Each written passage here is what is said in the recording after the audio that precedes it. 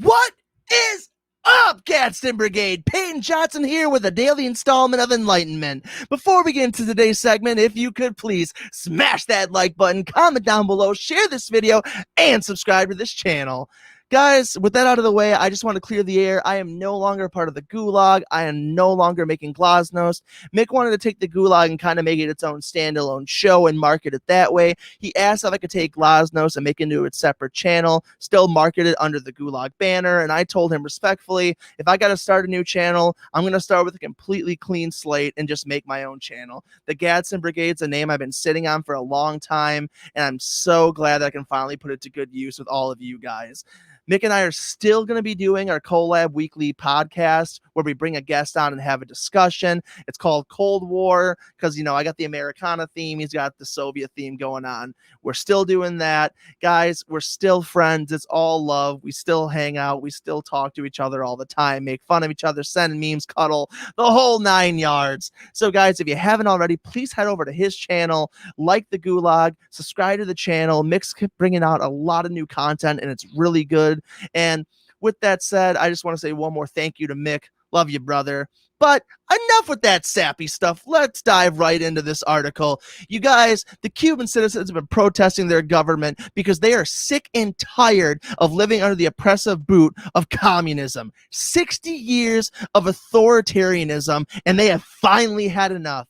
Che Guevara and Fidel Castro promised these people the world, but what were they met with? Genocide, famine, poverty, and authoritarianism, and they have finally had enough. They want their own democracy, their own republic, and they want nothing to do with communism. And I pray for all of them because they are fighting the good fight. Communism needs to be eradicated from the entire world because everywhere it goes, it brings along the same symptoms as I mentioned before: genocide, famine, poverty, and authoritarianism. So I completely stand with the Cuban citizens on this one. Now, if you haven't been hearing about this in the US media very much last week, that's because they were telling everybody the reason the Cubans were protesting was not because they wanted no more authoritarian communism, but because they were mad that they didn't have COVID vaccines.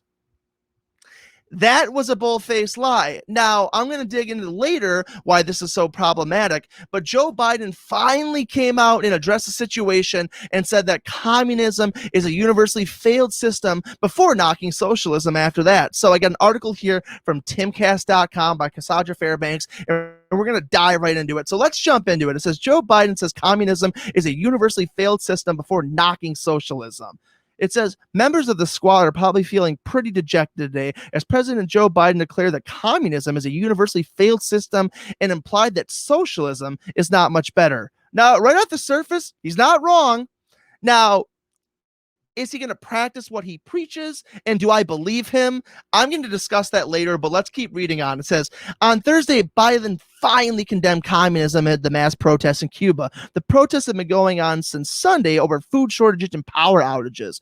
Quote from Biden, it says, communism is a failed system, a universally failed system, and I don't see socialism as a very useful substitute, said Biden. And it's not, because socialism always leads into communism. And for what it's worth, someone tried to dunk on me on Twitter and say, see, you said that Biden's pro-communism. Okay, his legislation and his actions speak much louder than words. So, as I'm going to get into later, do I trust Biden when he says this? I'm going to need to see a little more. I like where this is going. I agree with the statement, but I think there's nefarious reasons why he said it and why I'm not so sold that it's genuine. We're going to read down. It says the White House press secretary, Jen Psaki, also condemned communism earlier the day after dancing around the subject for nearly a week. Quote from her, communism is a failed ideology, and we certainly believe that it has failed the people of Cuba, Psaki said at her press briefing. They deserve freedom. Once again, I agree with the statements. Are they being genuine? I don't know. You know, they're not hard on China. They're not hard on Russia. They're not hard on Korea. They advocate for Marxist praxis in our school with critical race theories. They advocated for defunding the police. They have child tax credits and lots of policies that are just super socialist very fast. But I'm going to dig into that later. Like I said, let's keep reading. I have a tendency to ramble. It said that when pressed on the issue, Psaki claimed that Biden was doing plenty to condemn the Cuban government. Quote, he has made clear that he stands with the Cuban people and their call for freedom from both the pandemic and the decades of repression, the economic suffering on which they've been subjected to by Cuba's authoritarian regime, Psaki said. On Wednesday, Florida Governor Ron DeSantis, Big D Ron, as we call him, baby, one of the favorites of the 2024 GOP presidential nomination, sent a letter to Biden requesting aid and internet service for the people of Cuba. Donald Trump went to Florida's Cuban vote. He won Florida's Cuban vote, 56% of Biden's 41% in the 2020 election, helping him carry the crucial swing state. And why that's important to point out is that a lot of the defected Cubans who live in Florida, especially around the Miami area, they are not pro-communism. And the more that the left tries to run headfirst into socialist policy, the more they are going to lose the vote of the Cuban defected Americans, because they want nothing to do with that. They live that. You need to listen to these people's stories. Don't listen to propaganda from people on Twitter that have never left the United States. These people lived in communism. They understand the authoritarianism that plagues the society that implements it. So meet these people, talk to them. I know a defective Cuban. He came here on a raft to escape communism. You don't see any people escaping America trying to go to Cuba. There's a reason for that. But like I said, don't take it from people who've never left the country or these progressives on Twitter. Talk to actual Cuban citizens and see what's going on. And by all means, diversify your information. Don't just go to this channel or other right-wing sources. Go to progressive outlets. Go everywhere. Diversify yourself. Don't live in an echo chamber. But I don't. And as far as I'm concerned, communism is still the worst ideology to exist, and it's responsible for more deaths than any ideology in the modern history in the last 150 years. Going on a rant there, sorry. Says Democratic Socialist Bernie Sanders was quick to support the protesters, but was careful not to condemn the communism that they were protesting. Quote, all the people have the right to protest and live in a democratic society. I call on the Cuban government to respect the opposition and the rights and to refrain from the violence. It is also long past time to end the unliteral U.S. embargo on Cuba, which has only hurt, not helped the Cuban people, Sanders tweeted. And that's the end of the article. Now, what am I going to get into? Here's a comment right there. It says, technical. I'm not going to get into that. Anyways, guys, the big question is, should we trust what they're saying?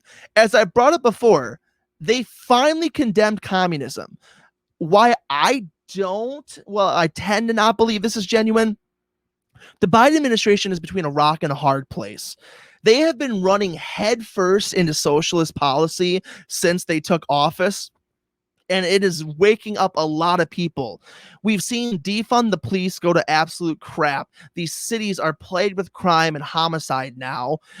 You're seeing the socialist backlash of critical race theory, which is a Marxist praxis, being implemented in our public schools. And this is something that Biden himself, he endorsed. Now, there are protests happening. People are going to the school board meetings, which you should do, and saying that they do not want this Marxist praxis in their school.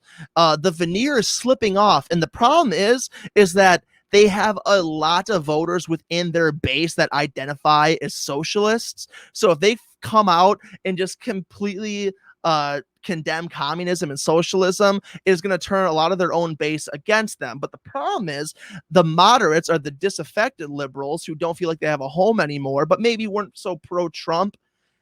They want to hear Biden condemn communism because they're not socialists. They're not communists. They believe it's evil. Maybe Trump just wasn't their guy.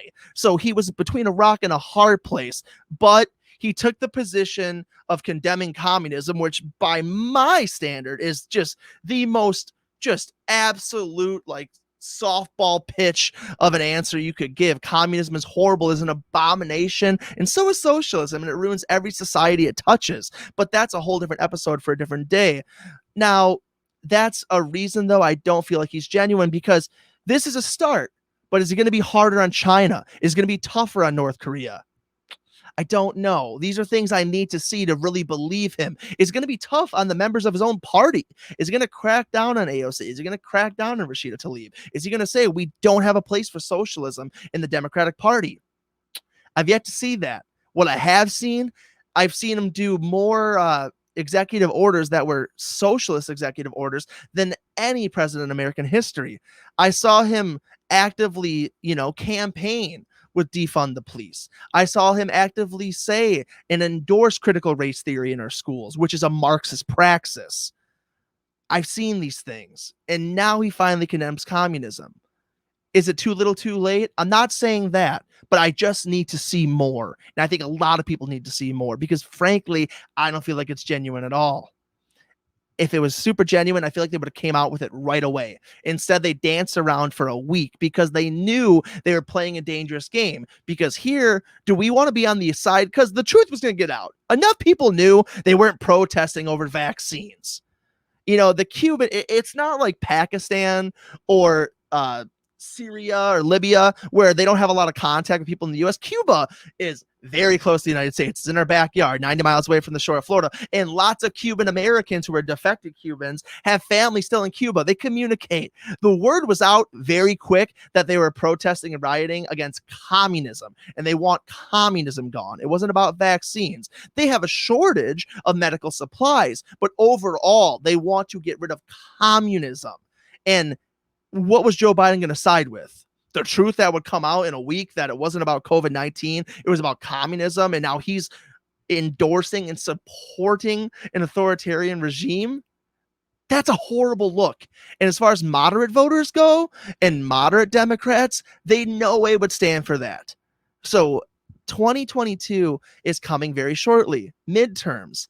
Democrats only have the Senate by a tiebreaker, and they lost tons of seats in the House. They got the presidency, but the way that things are moving and the way that people are standing up against the Marxist praxis of critical race theory, the way that the Black community is saying they want police in their cities, they don't want to defund the police, the way that these people are just blowing out the budget and they're trying to advocate for these Green New Deals and these socialist utopic kind of policies, it is destroying our economy and the inflation is skyrocketing. And enough people are waking up because they don't want their kids indoctrinated. They don't want their dollar value to go down.